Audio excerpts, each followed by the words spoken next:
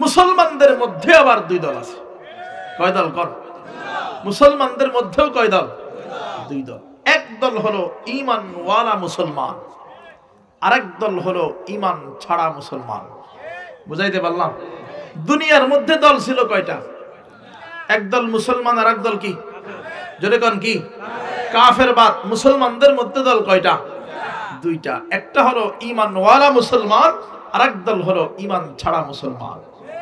এখন কইবেন হুজুর ঈমান ছাড়া মুসলমান আবার কেমনে হয়? যার ঈমান নাই সে আবার মুসলমান কেমন করে হইল? হ্যাঁ, ছোট্ট করে উদাহরণ দেই বুঝবেন। আমাদের দেশটা 90% মুসলমানের দেশ। এই 90% মুসলমানের দেশের মধ্যে মাঝে মাঝে এমন কিছু মুসলমান আপনি দেখবেন, যেই মুসলমানরা যাদের বাপ মুসলমান, দাদা মুসলমান, বংশীয় সূত্রে মুসলমান, যেই মা জন্ম দিয়েছে মাও মুসলমান, যেই সন্তানকে জন্ম দিয়েছে সন্তানও মুসলমান, এবং তার নামটাও ইসলামিক নাম, দেখবেন সেই মুসলমানের বংশের, মুসলমানের ঔরসজাত সন্তান মাঝে মাঝে আল্লাহর বিরুদ্ধে কথা বলে, আসে না নাই? কোরআনের বিরুদ্ধে কথা বলে, আসে না নাই? ইসলামের বিরুদ্ধে কথা বলে, আসে না নাই? শরীয়তের বিরুদ্ধে কথা বলে, আসে না নাই?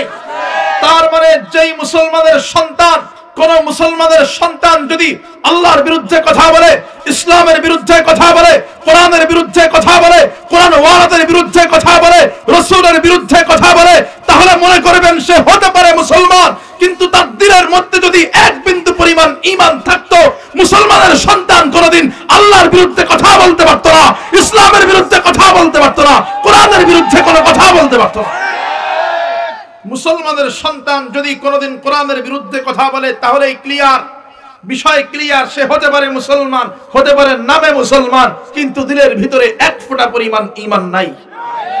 কারণ কারো দিলের মধ্যে যদি এক বিন্দু পরিমাণ ঈমান থাকে, এক ফোঁটা পরিমাণ ঈমান থাকে, তাহলে সে কোনদিন আল্লাহ বিরোধী হতে পারে না, ইসলাম বিরোধী হতে পারে না, কোরআন বিরোধী হতে পারে না, শরীয়ত বিরোধী হতে পারে না। এইটুক পর্যন্ত বুঝছেন? তাহলে এক কথায় বুঝাইয়া দিলাম, যারা ঈমান ছাড়া মুসলমান তারা কারা? বলে তারা হলো কোরআন বিরোধী যারা, তারা। ঈমান ছাড়া মুসলমান কারা? পরিচয় শুনেন। ঈমান ছাড়া মুসলমান কারা? যারা কোরআন ওয়ালাদের বিরোধিতা করে তারা। ঈমান ছাড়া মুসলমান কারা? যারা আল্লাহর বিরুদ্ধে কথা বলে তারা। ঈমান ছাড়া মুসলমান কারা? যারা নবীর বিরুদ্ধে কথা বলে তারা। কথা বুঝাইতে পারলাম? তাহলে ঈমান ছাড়া মুসলমান চিনাও গেলাম। এখন বাকি রইল এক দল। কোন দল বলেন তো? ঈমানওয়ালা মুসলমান। কোন দল? জোরে কোন? ঈমানওয়ালা মুসলমান।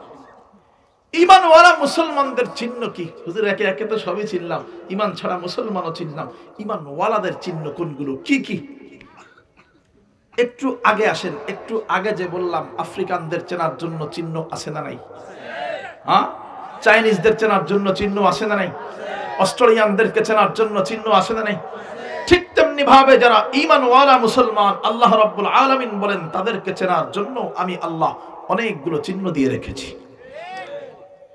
অনেকগুলো চিহ্নের মধ্যে থেকে আমি যে আয়াতে কারিমা তেলাওয়াত করেছি সূরা আনফালের 2 নম্বর আয়াত, আল্লাহ পাক রব্বুল আলামিন সেই আয়াতের মধ্যে মাত্র 3টা চিহ্নের কথা বলেছেন। কয়টা?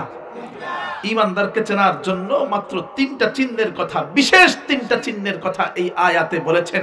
এখন আমরা এইখানে যারা আছি সবাই তো দাবি করি আমরা ঈমানদার, নাকি কেউ বেঈমান দাবি করি? সবাই তো ঈমানদার দাবি করি। এখন এইটা বলেন, নিজেকে চেনা